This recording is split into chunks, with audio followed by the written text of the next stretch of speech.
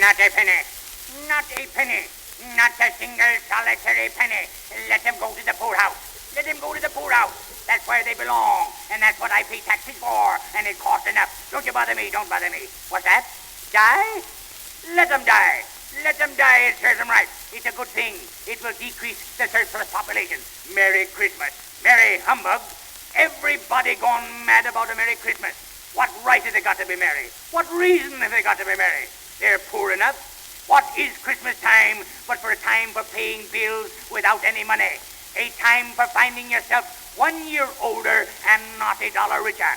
A time for balancing up your accounts and finding them all dead against you. Humbug, I tell you, humbug, humbug. Everybody who goes about with a Merry Christmas upon their lips should be boiled in their own pudding and buried with a spear of holly through the heart.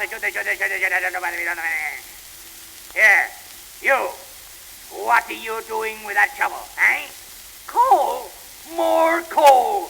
And what do you want with more coal? You had a whole shovel full of coal this morning. Such extravagance will separate you from your situation.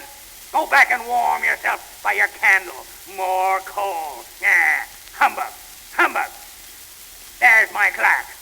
15 shillings a week and a wife and family talking about a Merry Christmas. Merry humbug. And my nephew too, he gets married. Says he fell in love. Humbug, love. Invites me to make merry with him at a Christmas dinner. Well, I won't. Humbug. Yeah. Well, I suppose it's getting pretty near quitting time. I see that clerk of mine watching the clock. Yeah. I suppose you will want all day off tomorrow, eh? You will. And you want your pay for it, too, I suppose. Convenient, but it's not convenient, and it's not fair. A whole day's pay and no work. Once a year. Well, that's a mighty poor excuse for picking a man's pocket every 25th day of December. Well, you be sure you're here all the earlier next morning to make up for it. Might be, what noise is that? Sounds like someone dragging big chains over the wine cask in the merchant cellar. And now it's coming up the stairs. Oh, me, what a horrible noise. To wake up the whole neighborhood. Another humbug, I suppose. Biggest humbug make the most noise. Why, it's coming right to the door. Who are you, eh? Jacob Marley. Humbug. Jacob Marley's been dead these 7 years. But you do look like it. You're a little thinner than he was. I can see right through you. I can see 2 buttons on your coat behind. But I don't believe in you. No, sir. I don't believe my own senses. A little thing affects them. A slight disorder of the stomach makes them cheat. You may be an undigested bit of beef, a blot of mustard, a crumb of cheese, a bit of underdone potato. There's more of the gravy about in the gravy, whatever you want. Humbug, I tell you, humbug. You see this toothpick? You see it? Well, you're not looking at it.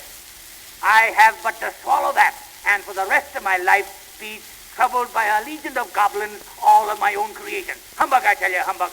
Oh, don't make that horrible noise. See, what's that got around your waist? Looks like a chain made of padlocks, keys, ledgers, heavy purses wrought in steel. What is that, eh? You made it? No, you didn't. No, you didn't, Jacob. Not here. You never worked on anything but books, and you didn't take it with you. No, sir. There wasn't a thing missing when you went. I looked. But where you been for the past 7 years, Jacob? Wandering. Just wandering around. But my, Jacob, why, it's a long time going around once in 7 years, ain't it? What you wandering about? The spirit of man must go forth among his fellow men, and if it goes not forth in life, it is compelled to do so after death. Oh, Jacob, don't tell me that. Don't tell me that I have a greater journey than you. Jacob, don't. Oh, I see. You're going to tell me how I may escape your fate. That's very kind of you, Jacob. Very kind of you. But it won't cost anything, Jacob. It won't cost anything, eh? I am to have 3 spirits visit me at different times? No, Jacob.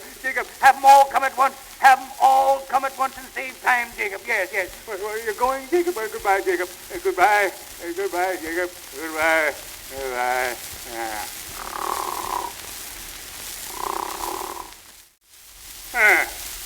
Am I awake? Me. I had an awful dream. It must have been a dream, for I had a visit from Jacob Marley. I wonder what time it is. It's awful dark. There's no noise of anyone running about in the street. Ah, there goes the bell. 9, 10, 11, 12. 12? Why, it was past 2 when I went to bed. That clock must be wrong. An icicle must have got into its work. I can't see a thing. What does it mean? What does it mean? Hello. Who are you, eh? Huh? Ah, you're the ghost of Christmas past. Long past? Oh, my past. Well, what are you here for? And what do you want? My welfare. My welfare. Well, I am very much obliged to you, I'm sure. But an evening of undisturbed repose would have been far more conducive to that end. But if you ought to tell me, let me have it and get it over with. What? You want me to go out with you? But I am not dressed for pedestrian purposes. The weather is cold and the room is warm, and I am but lightly clad. No. Not out of the window. Not out of the window. I am but mortal and liable to fall. Why, I know this place. Here is where I spent my boyhood, and there is the old house where I went to school, and there is the ghost of my forgotten self sitting on that stool under that dim light. Ah, yes, I remember one Christmas Eve so many years ago being left just like that. An old Alabama came. Why, there he is now, with an axe stuck in his belt. And there's a parrot with a green body and a yellow tail, and a thing like a lettuce going out of the top of his head. Robinson Crusoe, we called him, when he came back after sailing around the island. Poor old Robinson Crusoe, where have you been, old Robinson Crusoe? And there goes Friday running for his life. Oop, hello. Oh, yes, there was a little boy singing a Christmas carol at my door last night. I wish I had given him something. But see, the scene has changed. There is a warehouse where I was apprenticed, and there is an old gentleman in a Welsh wig. See him sitting behind that high desk, so tall that if he was an inch taller he would knock his head against the ceiling. That's old Fezziwig. Old Fezziwig come to life again, and they're getting ready for the Christmas dance. Every movable thing is packed off as it was dismissed from public life forever, and the lamps are trimmed, the fuel's heaped up on the fire, everything made snug and bright, and there comes a fiddler with a music book under his arm. He mounts that high desk and makes an orchestra of it, and tunes, oh my, what a horrible noise. He tunes like 50 stomach aches. And there comes Mrs. Fezziwig, one vast, substantial smile. And there are the 3 Miss Fezziwigs, beaming and lovable, followed by the 3 young swains whose hearts they broke. And look at them. They're so glum and dejected. And now come all the young men and women employed about the place, and away they all go. 20 couple at once, hands half around and back again the other way, down the middle and up again, round and round in the various stages of affectionate grouping. Old top couple always turning up in the wrong place, and the new couple starting off as soon as they get there. Old top couple at last, and not a bottom one left to support them. And now old Fezziwig steps out to dance with Mrs. Fezziwig. A positive light appears to shine from that old gentleman's calves. They shine from every part of the room like half moons. You never know what is going to come of them next. Fezziwig cuts so deftly, he appears to wink with his legs and comes upon his feet again without a stagger. And now the domestic ball breaks up. They all wish each other a Merry Christmas. Oh, what a joyful company. Let us go, spirit, let us go. I have learned the lesson of the past. How much happiness one man can give at a very slight expense.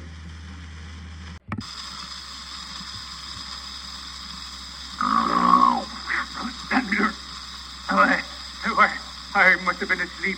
I had another dream. A dream of a visit of one of Jacob Marley's ghosts. And I am to have another. There goes the hour. The stroke of 1. Well, I will be ready for him. I do not want to be taken by surprise and made nervous. Why don't he come? I wish he would come. And there's a door over there. I think I will go over there and see if he's in. Why, this is the room. It is my room. But what a change. It looks a perfect grove of living green, from every part of which bright gleaming berries glisten. And look at that great pile of geese, game, brawn, poultry, bells of oysters and red-hot chestnuts, sucking pigs and sausages, mince pies and plum puddings, just like a great wholesale warehouse full of good things to eat. And there's a jolly-looking fellow sitting on that sort of throne. Look, a jolly-looking giant. He's got a big torch in his hand, like horn of plenty. I'll speak to him. How do you do, sir? How do you do, sir? I'm glad to see you. Are you the ghost of Christmas presents, you be? No. I don't think I know the younger members of your family. Have you had many younger brothers, Spirit? More than 1,800? 1,800? My, me. What an awful family to provide for. Well, Spirit, conduct me where you will. I went forth last night by compulsion and learned a lesson which is working now. If you want to teach me, let me profit by it. Why, we're in a street, and the street is full of laughing people. What day is this, that all the people seem so gay and happy? Christmas Day? Christmas humbug? That's all it is, a merry humbug. But what place is this, Spirit? No, yes, it is. It must be the humble home of my poor clerk, Bob Cratchit. Let us go, Spirit, let us go in. I want to see if a family as poor as they are can be happy on any kind of a day. Is it possible? Look how happy, peaceful and contented they are with one another. And there comes Bob with little tiny Tim on his shoulder. He has carried him all the way home from church. Little tiny Tim is saying he hopes the good people saw him at church, for he is a cripple, and it might be pleasant for them to remember on Christmas Day who made the lame beggars walk and the blind men see. And now the chairs are gathered around the table. Tiny Tim snuggles up close to his father, who takes his little withered hand in his, as if fearful lest he should be taken from him. Reverently they bow their heads and give thanks for this Christmas feast. Why, you would think a goose the most toothsome of birds instead of the most common. Look, and Mrs. Cratchit is preparing to dismember that goose. With an expectant look, the younger Cratchits watch her. A murmur of delight runs all around the table as she plunges a knife into that goose, and a long expected gush of stuffing issues forth. And now the mashed potatoes, and the onions, and the applesauce. Little tiny Tim beats upon the table with the handle of his knife and feebly cries, "Hurrah!" Everyone there is soon steeped to the eyebrows in sage and onions. Bob says there was never such a goose cooked. Its size and tenderness, flavor and cheapness, and now the wonderful pudding. Bob declares it to be the most wonderful success achieved by Mrs. Cratchit since their marriage. And now he proposes a toast. God bless us, my dears.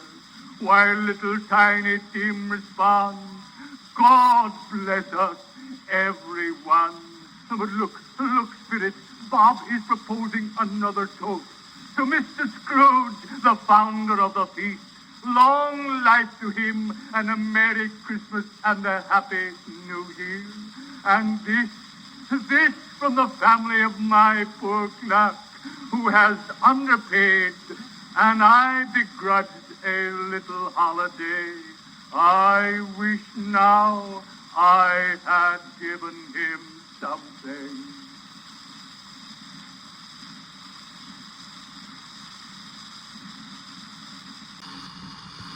So, you are the spirit of Christmas yet to come. You are to tell me of the things that haven't happened, but are likely to happen in the time before us. Ghost of the future, I fear you more than all the others. But as I know you purpose to do me good, and as I hope to be a better man than I have been, I am ready to follow you. Lead me where you will. But wait one moment. Wait one moment. There are some old friends over there. Let us draw near and hear what they are saying. Why, they're talking of the death of one of their number and joking about the funeral. Have they no feeling, no sympathy? Merciful heavens, there's a corpse lying on a bed in that vacant room. And see that old hag and those wretched men. They're taking down the curtains, removing the blankets from the bed and the very shirt from the corpse. Has he no friends to prevent this? No one to feel sorrow at his death? Oh, I see, Spirit. This man's life might have been my own.